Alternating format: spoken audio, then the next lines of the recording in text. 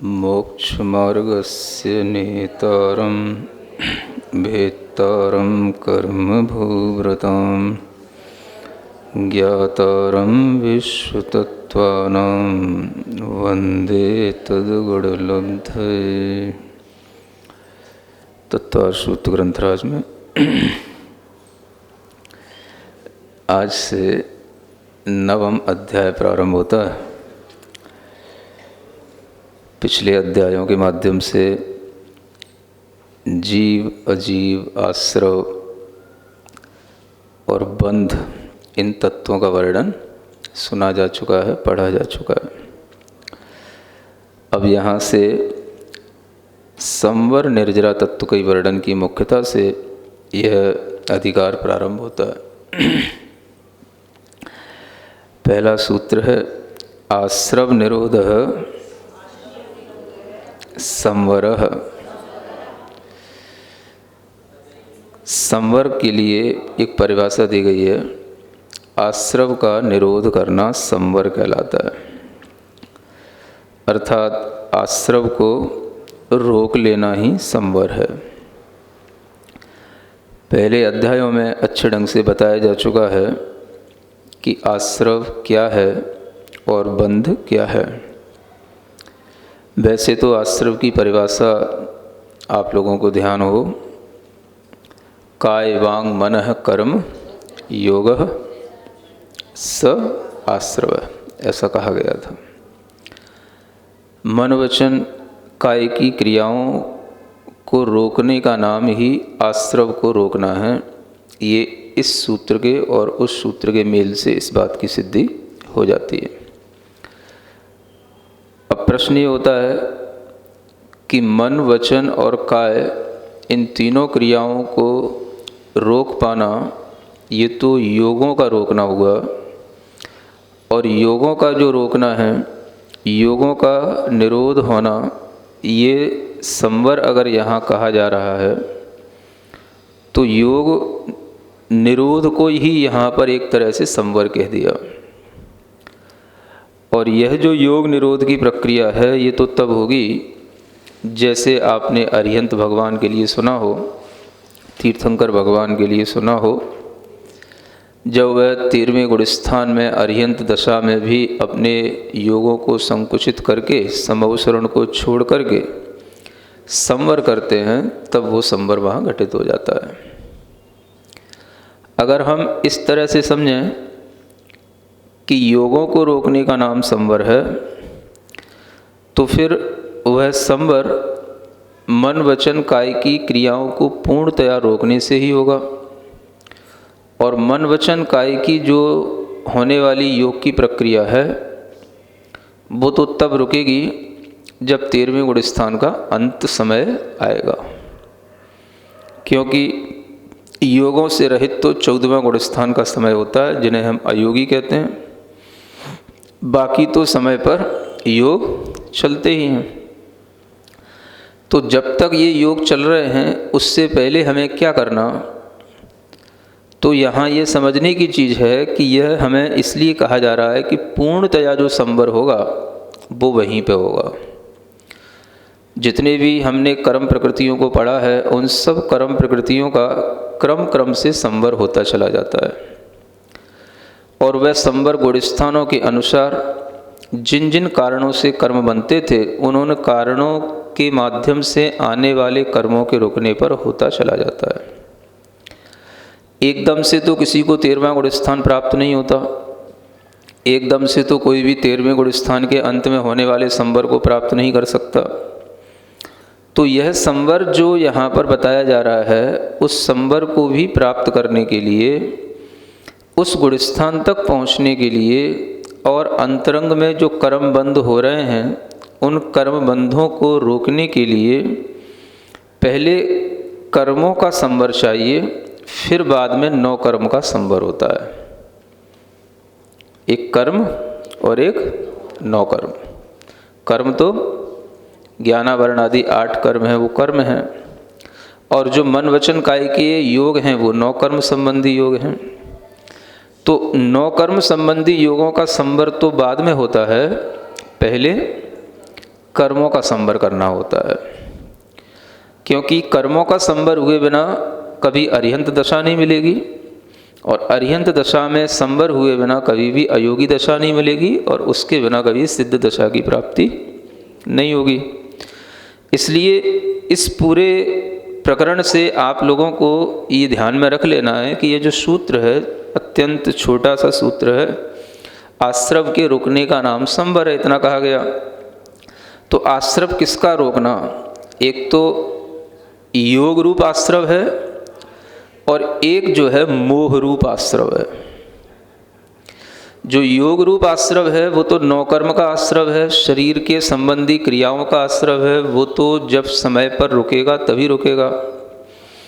उससे पहले अगर कुछ रोकना पड़ता है तो वह है मोह के आश्रव को रोकना, यानी कर्मों के आश्रव को रोकना।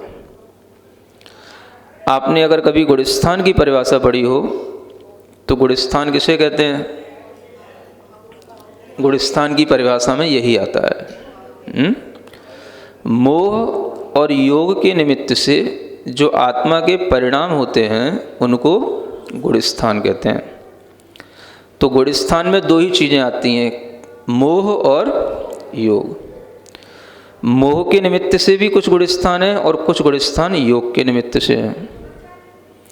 अगर हम इन गुणस्थानों में केवल मोह का विभाजन करें या केवल योग का विभाजन करें तो 1 से लेकर के 12 तक के गुणस्थानों में मोह का रोल है, और 13वें गुणस्थान में योग का रोल है, और 14वां गुणस्थान मोह और योग दोनों से रहित है, और उसके बाद में सिद्ध दशा है। इस तरह से यदि हम ध्यान में रखते हैं तो मोह और योग दोनों का ही हमें निरोध करना, दोनों को ही रोकना, ये संवर होगा, ये यहाँ पर सिद्ध होता है। क्योंकि यहाँ पर संवर की वह अंतिम परिभाषा लिखी है जिसके होने पर नियम से निर्जरा होकर के उस जीव को मोक्ष की प्राप्ति हो जाती है। इसलिए यह परिभाषा 13वें गुणस्थान के अंत में वस्तुतः घटित होगी। लेकिन अगर हम उससे पहले 9 कर्म के साथ साथ कर्म का संवर करेंगे तभी हमारे लिए वह 9 कर्म का संवर संभव होगा, और उसी के होने के उपरांत में निर्जरा पूर्णतया होकर के मोक्ष की प्राप्ति होगी। तो पहले से लेकर के 12वें गुणस्थान तक मोह का ही एक कार्यक्रम चलता है। योग तो उसके साथ में जो जुड़े हुए हैं वो अपने आप संकुचित होते चले जाते हैं, क्योंकि पहले गुणस्थान से लेकर के आप अंतिम 12वें गुणस्थान का भी नाम देखोगे तो क्या है? पहलवें गुणस्थान का नाम है मिथ्यात्व गुणस्थान, जिसे दर्शन मोहिनी कहा जाता है, और अंतिम 12वें गुणस्थान का नाम है क्षीण मोह गुणस्थान। तो वहाँ पर भी मोह आ रहा है। ये बात अलग है कि मोह का वहाँ पर क्षीण हो गया, क्षय हो गया, लेकिन मोह के साथ ही जुड़ा हुआ है। मतलब मोह में ही कोई क्रिया चल रही है। मोह का चाहे अभाव हो गया हो, चाहे मोह का क्षय हो गया हो, लेकिन है वो मोह के साथ ही। तो इस तरह से पहले से 12वें गुणस्थान तक मोह का ही कार्य है। मोह ही वहाँ पर जो है नष्ट करने के प्रयोजन में है, और मोह का ही जो है वहाँ पर संवर है। फिर उसके बाद में योग की बात शुरू होती है। अब ये बात अलग है कि अगर हम देखें तो योगों का भी संकुचन मोह के साथ में होने लग जाता है, क्योंकि पहले गुणस्थान से लेकर के 6वें गुणस्थान तक और बहुत कुछ 7वें गुणस्थान तक भी योग तो चलते ही रहते हैं, और वो जो योग चलते हैं वो प्रवृत्ति रूप योग चलते रहते हैं। फिर 7वें गुणस्थान के बाद 8वें गुणस्थान से योग थोड़े से रुकने लग जाते हैं बाहरी रूप से। क्यों रुक जाते हैं? क्योंकि अष्टम, 9वें, 10वें, 11वां, 12वां ये सब गुणस्थान ध्यान में होते हैं। कब होते हैं? ध्यान में। और ध्यान में व्यक्ति को अपने मन वचन काय को रोकना ही होता है, ध्यान में चलना नहीं होता है। ध्यान में योगों की प्रवृत्ति रुक गई, बाहर से तो रुकी गई, अब भीतर की जो रुकेगी वो तो अरिहंत दशा होने के बाद रुकेगी। तो अष्टम आदि गुणस्थानों में भी योगों की प्रवृत्ति रुक रही है, वो बाहरी प्रवृत्ति रुक रही है। किसके साथ रुक रही है? मोह की कमी होने के साथ साथ वो रुकती चली जा रही है। तो गुणस्थानों में जब हम इस तरह से मोह और योग के माध्यम से अपने कर्मों का संवर करते चले जाएंगे, तभी वो संवर जाकर के पूरा का पूरा कर्मों का संवर ही नौ कर्म के संवर का कारण बनेगा, और नौ कर्म का संवर होने पर ही अंत में उस जीव को मोक्ष की प्राप्ति होगी। इसलिए यहाँ पर जो सूत्र लिखा है उसमें सभी अर्थ गर्भित हैं। सूत्र इसीलिए सूत्र कहे जाते हैं क्योंकि इनमें बहुत सारा अर्थ भरा हुआ रहता है। अगर उस अर्थ की भूमिका को हम नहीं समझेंगे तो जितना किताब में लिखा हुआ है उतना ही समझ में हमें आ पाएगा, और आ भी पाएगा तो सिर्फ हम उसको रट पाएंगे, समझ नहीं पाएंगे। अन्यथा सूत्र की तो केवल व्याख्या इतनी है, आश्रव के रुक जाने का नाम संवर है। वो तो आप बाल बोध से पढ़ते आ रहे हैं। संवर किसे कहते हैं? जो आश्रव हो रहा था उसको रोकना, उसका नाम संवर है। और वो आप जानते ही हैं, ज्यों मोरी में डांट लगावे त्यों जल रुक जाता, त्यों आश्रव को रोके संवर क्यों नहीं मन लाता, है ना। तो वह जो डांट लगाना है, वह आश्रव को रोकना है, वह कौन रोके, किससे रोके, कौन सी चीज़ों का पहले रोकना हो, ये सब ज्ञान तो हमें सूत्र का व्याख्यान करने पर ही आएगा। वो व्याख्यान जब होएगा तो उसमें जो भी आपके सामने आश्रव के कारण जो थे, उन आश्रव के कारणों से ही जो बंध हो रहा था, और उन बंधों के जो कारण हैं, उन कारणों को आपको पहले रोकना पड़ेगा। तो एक तो आपने आश्रव के बारे में समझ लिया कि आश्रव के निरोध माने रोकने का नाम संवर है। तो आश्रव का मतलब क्या समझ में आया? मन वचन काय के योगों को रोकने का नाम संवर है। और ऐसा संवर अगर हम करने बैठ गए तो हमें बिना कुछ मोह का संवर किए हुए कुछ भी उपलब्ध नहीं होगा। मन वचन काय की क्रियाएं रोकने के लिए चेष्टा तो कोई भी कर सकता है। तो हम भी बैठ गए, मन वचन काय की क्रियाओं को रोक लेंगे, संवर हो जाएगा, निर्जरा हो जाएगी, मोक्ष हो जाएगा। तो इस सूत्र से तो ऐसे नहीं होने वाला। तो इसको इसलिए समझाना पड़ रहा है कि हम इस समझें कि जब ये संवर योगों का होगा तो उससे पहले हमें मोह का संवर कर लेना पड़ेगा। इसलिए जितना भी गुणस्थान पहले से लेकर के 14वें तक का जो खेल है वो सब मोह और योग पर डिपेंड करता है। तो आश्रव के अब हम कारणों की ओर चलें। अभी तो हमने क्या सीखा था? केवल आश्रव को ध्यान में रखा, आश्रव को रोकने का नाम संवर है।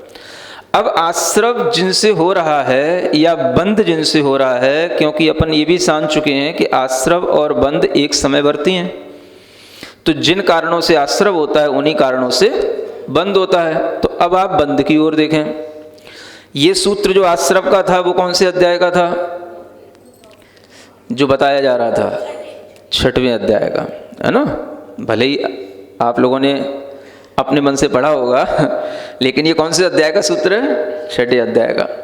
अब हम देखें कि बंध के हेतु कौन से बताए गए हैं जिनके रुकने पर ये बंध रुकता है। वो कौन से अध्याय में है? 8वें अध्याय में।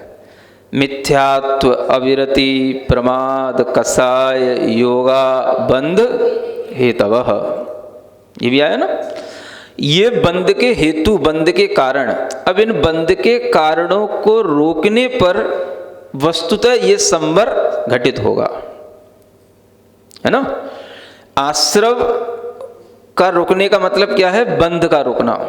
तो बंध को रोकने के लिए बंध के इन कारणों की तरफ देखना पड़ेगा। तो वो कारण कौन से हैं? तो सबसे पहला मिथ्यात्व, दूसरा अविरति, तीसरा प्रमाद, चौथा कसाय, फिर बाद में 5वें नंबर पर योग। और ये सब रुक गए तो पूरा का पूरा अब ये हो गया, योग भी आ गया इसमें, और मिथ्यात्व से लेकर के कसाय तक ये सब कसाय भी आ गई, मोह भी आ गया, और मोह और योग इन सब का रुकना हो गया।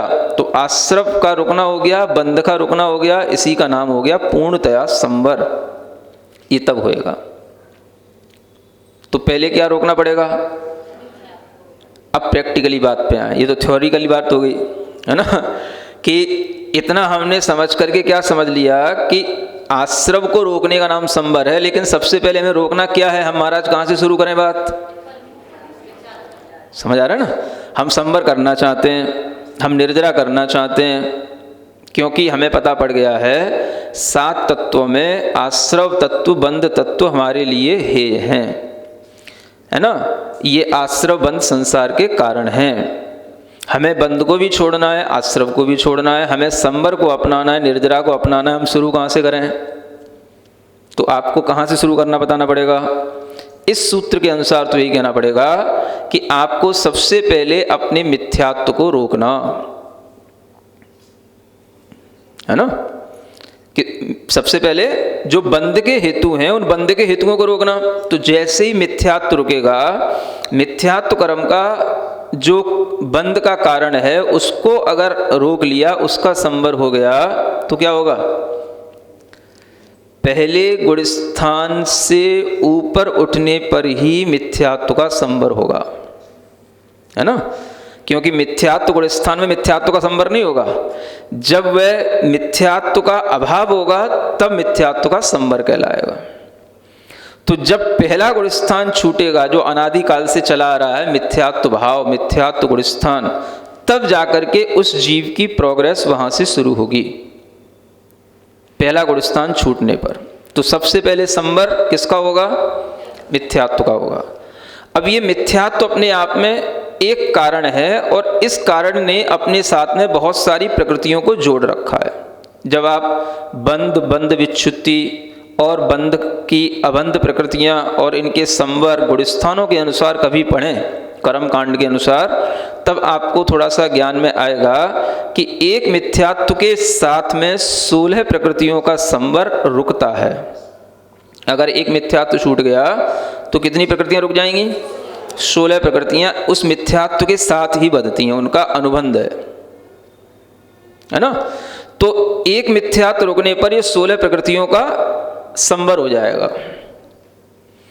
तभी इस जीव के लिए मिथ्यात्व से ऊपर उठने का नाम ही है कि यह जीव जो है एक भव्यता की श्रेणी में आ गया, इसकी भव्यता प्रकट हो गई। क्योंकि अभव्य जीव कभी भी मिथ्यात्व का संवर नहीं कर सकता।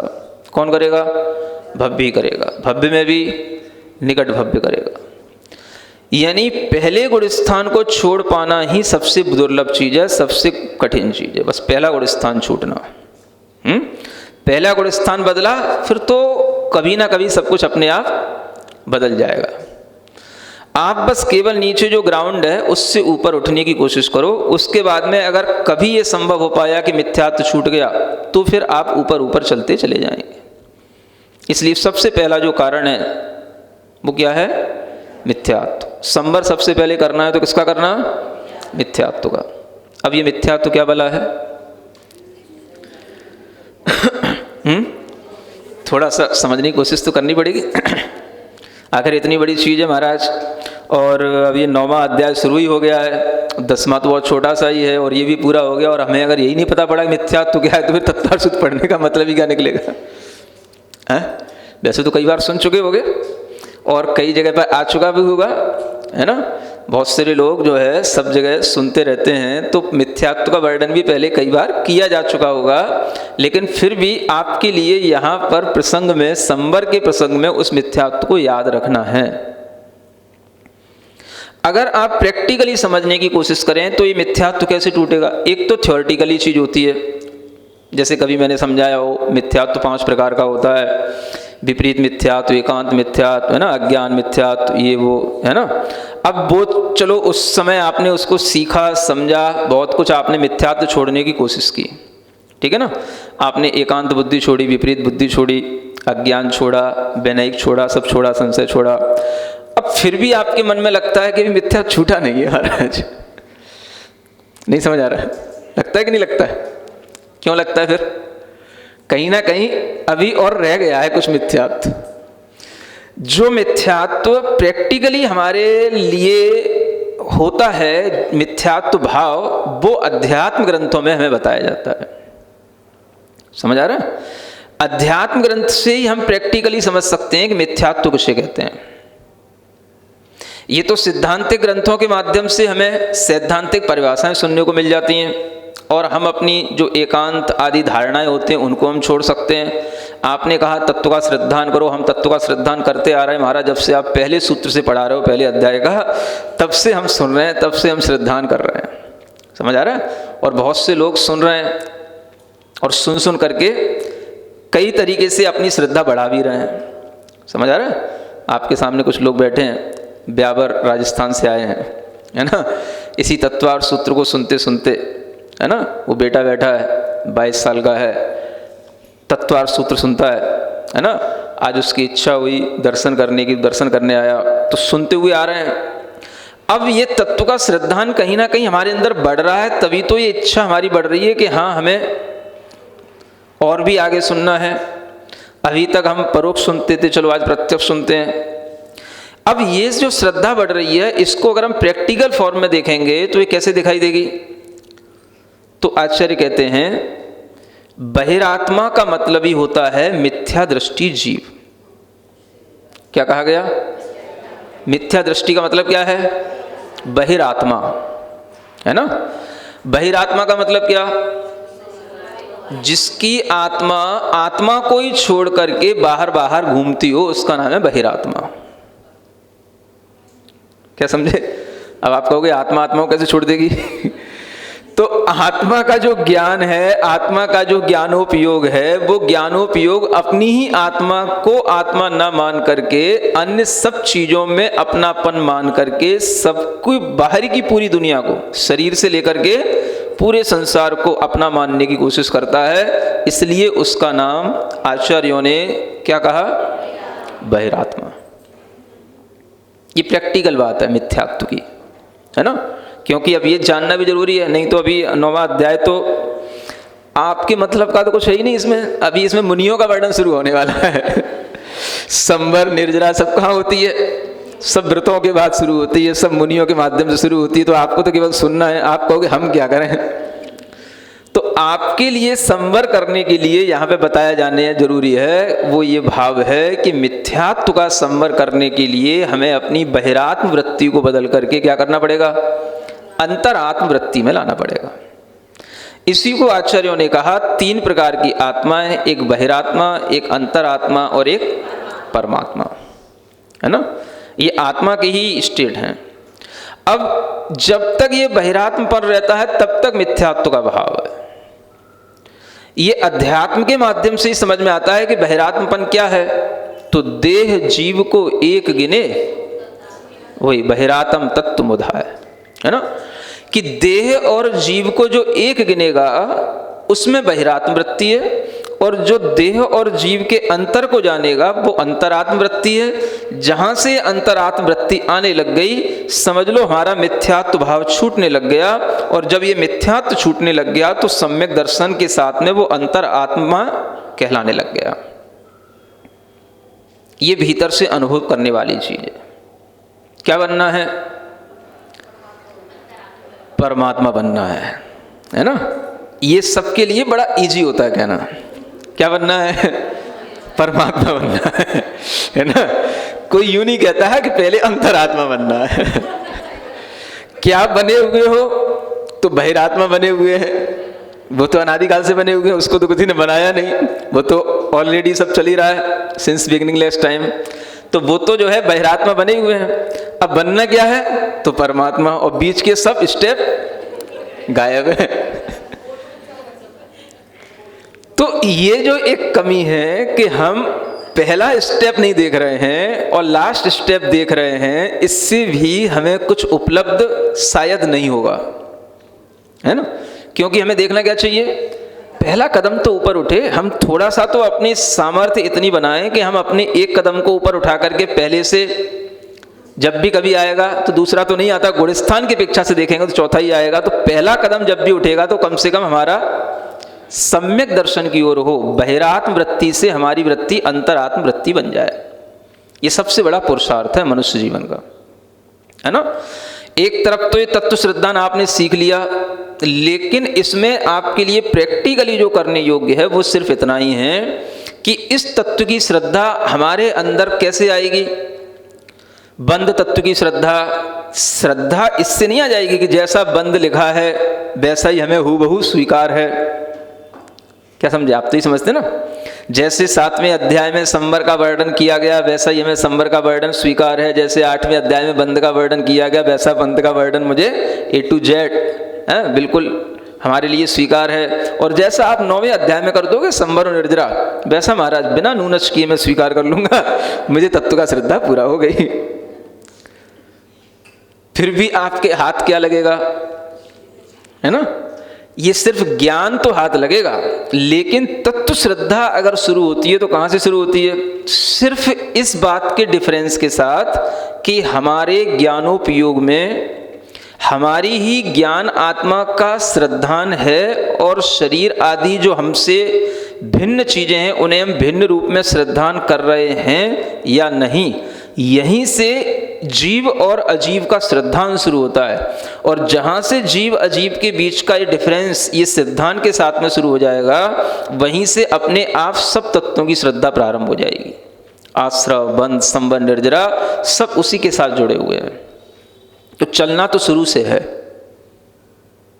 लास्ट से चल करके पीछे नहीं आना है, चलना तो शुरू से है और शुरू से चल करके लास्ट तक पहुंचना है। तो जीव अजीव पे पहले श्रद्धा करना है, आश्रव, बंध, संवर, निर्जरा तो बाद में आएंगे और अपने आप होते चले जाएंगे। कोई जीव ऐसा है जिसको जीव और अजीव ही केवल समझ में आया, आत्मा जीव है, मैं ज्ञानवान चैतन्य जीव आत्मा हूं और बस ये शरीर आदि है मेरे लिए अजीब है, ठीक है ना? और उसने बस इतना सा जान करके उस पर प्रैक्टिकल करना शुरू कर दिया। प्रैक्टिकल से मतलब उस शरीर को अपने से भिन्न मानना शुरू कर दिया उसने, है ना? अब समझ लो कि उसके अंदर क्या क्या घटित होगा, जितना आप पढ़ करके आए हो वो सब उसके अंदर शुरू हो जाएगा।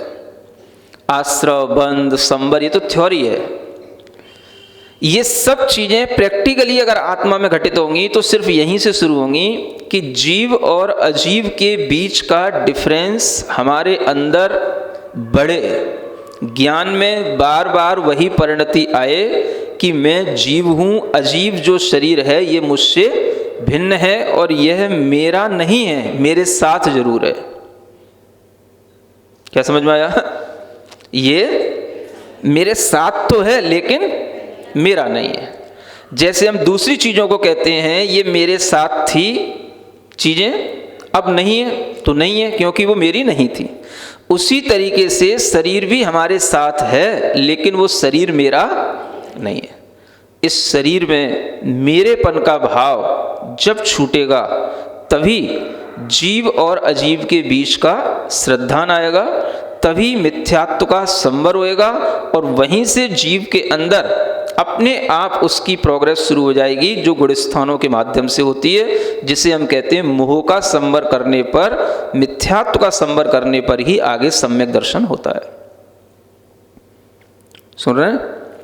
तो सिद्धांत और अध्यात्म इन दोनों में ये अंतर होता है कि सिद्धांत हमें थ्योरी बताता है और अध्यात्म हमें कुछ प्रैक्टिकली करना बताता है ना?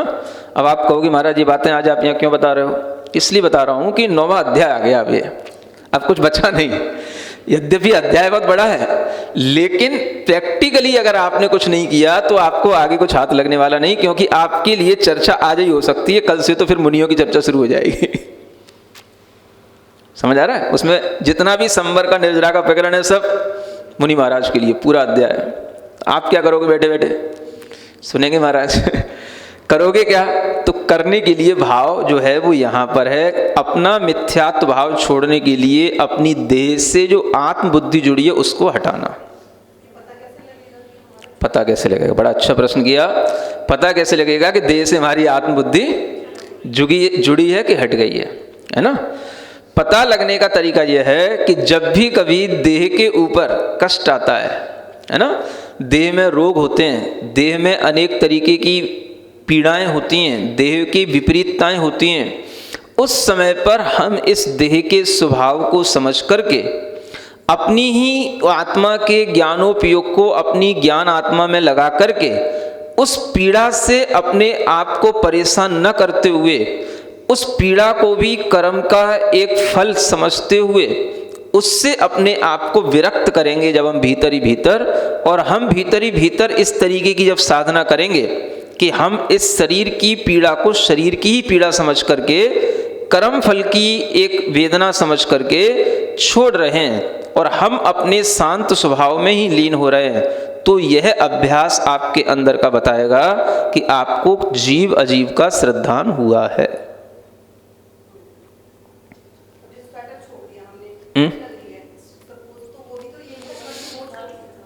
है ना? अब देखो प्रश्न सही किया जा रहा है कि कैसे पता पड़ेगा, तो एक तो पता ये हो गया। अब आप कहोगे इसके लिए क्या मुझे रोगी होना पड़ेगा? क्या जब तक पीड़ा नहीं होगी तब तक हमें समझ में नहीं आएगा? तो उसका दूसरा तरीका यह है कि जब तक पीड़ा नहीं होती है तब तक हम सुखपूर्वक क्या करें, ये अभ्यास करें जीव का और देह का, है ना? सुख के समय पर अगर हम ये अभ्यास करते रहेंगे तो दुख के समय पर भी ये अभ्यास हमारे लिए कुछ बनेगा, साथ में रहेगा। अन्यथा क्या होगा, सुख के समय पर जब अभ्यास नहीं किया तो दुख के समय पर तो अभ्यास होने का तो मन बनना ही कठिन है। तो फिर क्या होगा, सुख के समय पर हम आलस में रहे और दुख के समय पर मन नहीं बना, तो दोनों तरीके से गए। समझ आ रहा है? इसलिए अगर हमारे लिए कोई रोग नहीं है तो सुखपूर्वक भी ये संवर किया जाता है। इसको आचार्यों ने क्या कहा, सुखपूर्वक संवर करो। सुखपूर्वक संवर कैसे करो, अधिक से अधिक ध्यानात्मक वृत्ति रखो, अधिक से अधिक भेद विज्ञानात्मक वृत्ति रखो। ये भेद विज्ञान का भाव हमेशा बना रहना कि मैं शरीर में रह रहा हूं लेकिन मैं शरीर नहीं हूं। इस भेद विज्ञान के भाव में जो व्यक्ति जागृत रहता है उसके लिए यह अभ्यास ही उसके अंदर अंतर्मुखी अभ्यास कहलाता है, और यही उसके उपयोग को अंतर्मुखी बनाए रखता है। इसी से उसके अंदर ये धीरे धीरे अभ्यास चलते हुए उसे जब कभी कष्ट आते हैं तो उन कष्टों को भी सहन करने का अपना मन बना पाता है। और फिर जब कष्ट आते हैं तो फिर आचार्य कहते हैं जिसने कष्ट में ऐसा अभ्यास कर लिया तो समझ लो कि वो पार हो गया, क्योंकि कष्ट में अगर वो अभ्यास किया गया तो उसका संस्कार उसके ऊपर जो पड़ेगा वही संस्कार उसके लिए सबसे ज्यादा महत्वपूर्ण होगा। इसलिए आचार्यों ने यह भी कहा है कि जो सुखपूर्वक अभ्यास किया जाता है उसका संस्कार ज्यादा नहीं रहता, जो दुख के समय पर किया जाता है उसका संस्कार ज्यादा रहता है। एक समाधि तंत्र नाम का ग्रंथ है आचार्य पूज्यपाद महाराज का, समझ आ रहा है? एक उसमें बहुत अच्छा श्लोक आता है, अदुख भावितम ज्ञानम दुखे सति विलीयते तस्मात् यथा बलम योगी दुःखैरात्मानं भावयेत्। क्या कहा गया? अदुख भावितम ज्ञानम। अदुख माने दुख से रहित होकर के जिस ज्ञान की हमने भावना की है वो दुख आने पर विलीन हो जाएगा, दुख आने पर छूट जाएगा, वो ज्ञान भी चला जाएगा। और जिस ज्ञान को हमने दुख के साथ अर्जित किया है, दुख में जिस ज्ञान की हमने भावना की है वो हमारे लिए हमेशा बना रहेगा। अब देखो कितनी उल्टी बात हो गई। आपको तो लगता है सुखपूर्वक महाराज रहें, सुखपूर्वक संवर हो जाए, सुखपूर्वक ही निर्जरा हो जाए, सुख से ही मरण हो जाए, सुख से ही मोक्ष हो जाए, है ना? लेकिन ये सुखपूर्वक जब भी होगा तो वह सुख भी तब आएगा जब पहले दुख के साथ में भावना की गई हो। और दुख से आप डरोगे तो भावना कब की जाएगी? इसलिए दुख अगर किसी के ऊपर आता है, दुख कष्ट किसी के ऊपर आता है और वो उस समय पर इस तरह से आत्म भावना में तत्पर होता है, आत्म भावना में लगता है, तो वही संस्कार उसके लिए आगे सुखपूर्वक संवर में काम आता है। क्योंकि एक बार जो उसने दुख को जीत लिया तो फिर वह आगे हमेशा उसके लिए सुखी सुख मिलेगा, फिर सुखपूर्वक संवर करेगा। तो आप लोग जो बैठे हो सुखपूर्वक, ये संवर नहीं कर रहे हो, बुरा नहीं मानना, है ना? संवर वस्तुतः वो जीव करेगा जिसके ऊपर दुख आ रहा हो और दुख में आत्मा की भावना कर रहा हो। सत्य तो सत्य है, थोड़ा सा आपको गलत सा लग जाए लेकिन सत्य तो सत्य है ना। या यदि आपको आज भी सुखपूर्वक संवर हो रहा है तो आपने पहले उस दुख को जीत लिया है तो हो पाएगा आज, क्योंकि पहले दुख को जीतना पड़ेगा। तो इसलिए ये बात बड़ी महत्वपूर्ण है कि दुख के समय पर जो ज्ञान अर्जित किया जाता है वो ज्ञान हमारे साथ में लंबे समय तक रहता है, ये अध्यात्म ये कहता है। इसलिए जब कभी भी दुख आते हैं तो अध्यात्मनिष्ठ व्यक्ति दुख में घबराता नहीं, तभी वो मिथ्यात्व का संवर करके निरोध करके तभी जो है वो सम्यक दृष्टि पने के भाव में रहता है। बहिर्मुखी वृत्ति को छोड़ना, अंतर्मुखी वृत्ति आना, इसका नाम ही है संवर को प्राप्त करना, संवर की पहली सीढ़ी चढ़ जाना। बस आप पहली सीढ़ी चढ़ जाओ, फिर आगे तो आपको हम चढ़ाते चले जाएंगे, फिर कुछ नहीं करना पड़ेगा। समझ आ रहा है? पहली सीढ़ी चढ़ने का बस अभ्यास आपको करना है, पुरुषार्थ आपको करना है, बाकी तो आगे अपने आप चढ़ते चले जाओगे। तो अनादि काल से इस जीव ने इस पहली सीढ़ी को नहीं चढ़ पाया। वो क्या है? शरीर में ममत्व बुद्धि को छोड़कर, आत्म बुद्धि को छोड़कर, अपनी ही आत्मा को ही अपनी चैतन्य आत्मा मानकर इस शरीर के होने वाली पीड़ाओं को, रोगों को भी अपने से भिन्न समझकर इसमें अपनी ममत्व बुद्धि को त्याग जो कर लेता है, उस जीव का पुरुषार्थ स्तुत्य होता है, मतलब स्तुति के योग्य होता है ना। तो ऐसा पुरुषार्थ ही यहाँ पर ये हमें संवर करना सिखा रहा है। तो ये पुरुषार्थ आप लोगों के लिए है, बाकी जो शुरू होगा आगे वो तो जो कर रहे हैं उनके लिए होगा, ठीक है ना। तो ये भाव यहीं पर इस संवर के साथ में है। जब मिथ्यात्व का संवर होगा तभी ये 16 प्रकृतियों का बंध रुकता है, फिर उसके बाद में दूसरा गुण स्थान आता है तो 25 प्रकृतियों का बंध रुकता है। ऐसे अलग अलग कर्मों के बंध अलग अलग गुण स्थानों में रुकते चले जाते हैं और इन प्रकरणों का इस तरीके से संवर होता चला जाता है तो पूरा का पूरा मिथ्यात्व से लेकर के चारित्र मोनि की सभी प्रकृतियों का संवर होने पर और योगों का संवर होने पर तब जाकर के जीव को मोक्ष की प्राप्ति होती है। लेकिन उसका फर्स्ट स्टेप कहाँ से है? तो यहाँ से, बहिरात्मा से पहले अंतरात्मा बनना।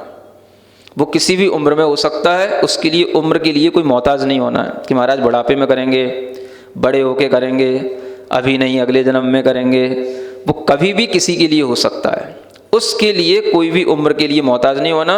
इसलिए यह संवर की प्रक्रिया में सबसे पहले भाव रखना कि हमें मिथ्यात्व को रोक करके संवर के माध्यम से सम्यक दृष्टि बनना। ठीक है, आज इतनी पर्याप्त।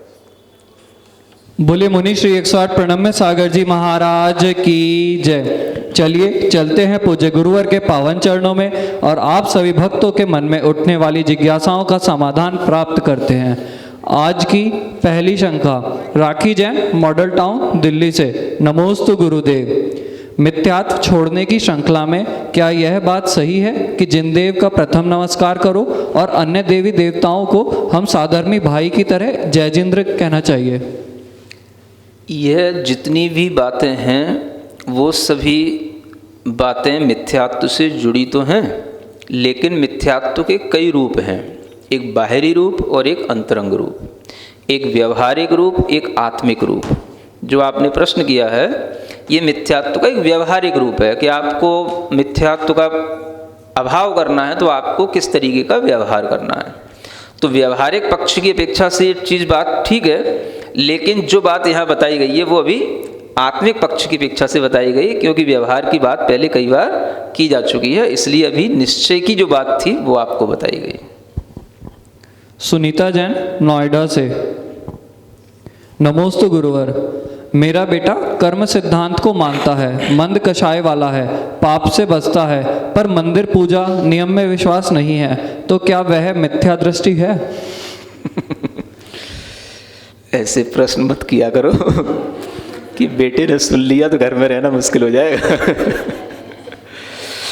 फिर भी आपने इतना बड़ा साहस किया है तो ध्यान में ये रखना है कि जब तक जीव मंद कसाई है, किसी भी तरीके से पाप से डरता है, ये बातें अच्छी हैं और अच्छी बातों को अच्छे रूप में स्वीकार करना है। अब वह मंदिर नहीं जाता इसलिए क्या मिथ्या दृष्टि है, ऐसा कहना भी एकदम से उचित नहीं है, क्योंकि हो सकता है कि वो मंदिर जाने का उसका कोई निषेध नहीं हो, लेकिन कई बार मंदिर नहीं जा पाना या किसी के कहने से नहीं जाना, ये भी बच्चों की जिद में होता है ना। तो ये सोच करके कि अगर बेटा हमारी बात मान रहा है और धीरे धीरे वह अपनी कसायों को मंदता रखता है, तो कसाई की मंदता यहाँ तक भी आ जाती है कि उसे मंदिर जाने में भी कोई आपत्ति नहीं होती है। तो ये एक बहुत बड़ी कसाई की मंदता कहलाएगी, जिसमें उसे मंदिर से विरोध ना हो, है ना। मंदिर नहीं जाना अलग बात है और एक मंदिर से विरोध होना अलग बात है ना। नहीं जाना तो किन्हीं कारणों से हो सकता है, लेकिन विरोध होना वो एक अलग चीज़ होती है। तो आप पहले ये भी देखें कि उसमें मंदिर जाने का विरोध है, यानी खुद भी नहीं जाता या दूसरों को भी जाने से रोकता या बिल्कुल ही मंदिर जाना गलत समझता या मंदिर जाता नहीं, ये दोनों बातें अलग अलग हैं, है ना। इससे जो है आपको समझ में आएगा कि अगर वह मंदिर कभी भी जाता है, तीर्थ क्षेत्रों पर भी जाता है, भगवान के प्रति किसी भी रूप में श्रद्धा रखता है, तो भी उसके अंदर सम्यक्त्व की ओर परिणाम जा रहा है। अंजलि मुक्केरवार मुंबई से, नमोस्तु गुरुदेव। मेरा प्रश्न कल के प्रवचन से है। समव शरण में तीर्थंकर और सामान्य केवली 5000 धनुष ऊपर जाते हैं, तो सब एक ही लेवल पर विराजमान होते हैं क्या? देखो, जो लेवल तीर्थंकरों का है उस लेवल को कोई भी दूसरा पर्सन टच नहीं कर सकता है ना। 5000 धनुष ऊपर जाना अलग बात है, लेकिन समवसरण कोई 5000 धनुष ऊपर जाकर के बिल्कुल एग्जैक्ट वहीं पर बनता हो, ऐसा कुछ नहीं है। समवसरण अपने तरीके से बनता है, और समवसरण में रहने वाले जो जीव हैं, जो बैठने के उनके अपने ढंग हैं, वो अपने अपने पदों की मर्यादाओं के साथ अलग अलग ढंग से होते हैं। तो उससे जो है आप ये समझें कि जिस हाइट पर भगवान तीर्थंकर होते हैं, उस हाइट पर उस तरह से कोई भी दूसरा नहीं होता है ना। तो यही दृष्टि में रखते हुए आप समझें कि भगवान के समवसरण की व्यवस्था, उनके पद विहार की व्यवस्था हमेशा 5000 धनुष पे ही नहीं चलती है, वो भी अलग अलग होती रहती है। तो ऐसी एकांत धारणा ना बनाएं कि एक बार 5000 धनुष भगवान ऊपर उठ गए तो भगवान 5000 धनुष ही सब ऊपर उठे ही रहते हैं, फिर कभी नीचे नहीं आते हैं, ऐसा भी नहीं है। योगेंद्र जैन नोएडा से, नमोस्तु गुरुदेव। मेरा प्रश्न सूत्र 11 से है। उद्योत नाम कर्म 1 से 3 इंद्रिय में होता है, पर जुगनू तथा मछलियों में भी प्रकाश देखा जाता है। इस कर्म का उदय 5वें गुण स्थान में कैसे घटित करें? आपने क्या पढ़ लिया, कहाँ से पढ़ लिया? 1 से 3 इंद्रियों में होता है, जुगनू तक बताया गया है, लेकिन इसका मतलब ये नहीं है कि वो 1 से 3 इंद्रियों तक होता है। पंचेंद्रियों में भी होता है उद्योत नाम कर्म का उदय, त्रियंशों में होता है, पंचेंद्रियों में भी हो सकता है, मछलियों में भी हो सकता है, स्टार फिश तो फेमस है ही है ना, तो किसी में भी हो सकता है। मीरा जैन दिल्ली से, नमोस्तु गुरुदेव। तीसरे गुण स्थान में मिथ्यात्व और सम्यक्त्व का मिला जुला रूप होता है, तो फिर यदि उससे मिथ्यात्व है तो यह तीसरा गुण स्थान कैसे? क्योंकि किंचित मिथ्यात्व होने भी प्रथम गुण स्थान होता है। तो यही तो सबसे बड़ा अंतर है कि जो प्रथम गुण स्थान में मिथ्यात्व होगा उसमें सिर्फ मिथ्यात्व का ही भाव होगा, और जो तीसरा गुण स्थान है उसमें मिला जुला भाव होगा। उसे श्रद्धा भी होगी तत्व के प्रति, और मिथ्यात्व के कारण से अश्रद्धा भी आ जाती है। तो अगर एकांत रूप से उसके अंदर अश्रद्धा ही हो गई तो मिथ्यात्व हो गया, और जब दोनों चीज़ें मिली जुली रहती हैं तो वो तीसरे गुण स्थान के रूप में होता है। अब वो कैसा होता है, तो जिसको होता है उसी को अनुभूत होगा, है ना। क्योंकि अब तुम पूछो खट्टा मीठा स्वाद कैसा होता है, अब तुमने केवल या तो खट्टा देखा है या मीठा देखा है। अब खट्टा मीठा दोनों को मिला के खाओगे तब समझ में आए खट्टा मीठा स्वाद कैसा होता है। तो वही कहा गया है कि दधी और गुड़ दोनों को मिलाओगे तो अब आपको जो खट्टा मीठा समझ में आएगा वो स्वाद ही उस मिश्र गुण स्थान की उपमा के लिए दिया गया है। तो ये भाव होता है तभी लिखा गया है। इतना जरूर है कि ये बहुत कम समय के लिए होता है, एक अंतर मुहूर्त ही इस गुण स्थान का समय कहा गया, तीसरे गुण स्थान का। तो वो किसी के अनुभव में आए और वो अनुभूति आपके लिए बनी रहे, ये जरूरी नहीं होता है। पहले गुण स्थान का भाव लंबे समय तक है, चौथे गुण स्थान का भाव लंबे समय तक है, तीसरा गुण स्थान तो बहुत कम समय के लिए होता है, जो पता भी नहीं पड़ता है। बोलिए मुनीश्री 108 प्रणम्य सागर जी महाराज की जय। सभी जिनवाणी स्तुति के लिए खड़े होंगे।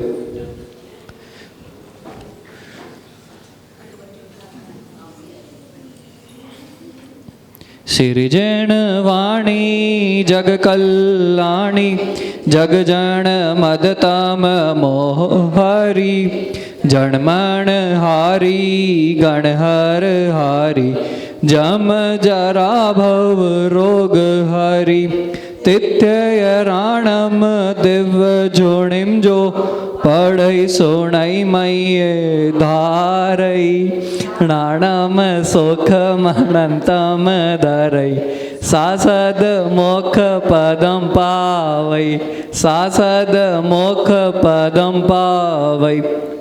9 बार नमोकार मंत्र बोल।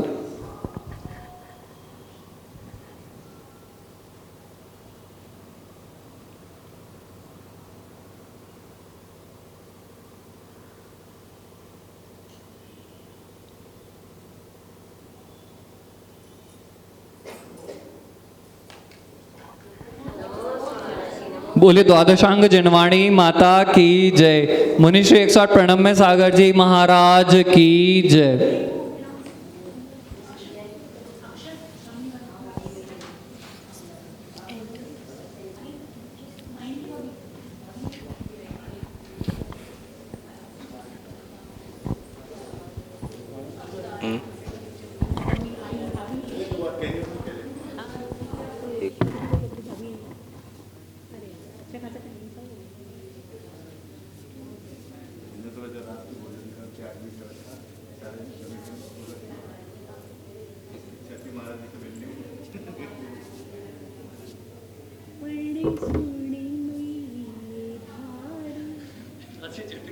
तुम मई पे छोड़ देते मई धार है और वो कल्याणी है कितनी बार बताया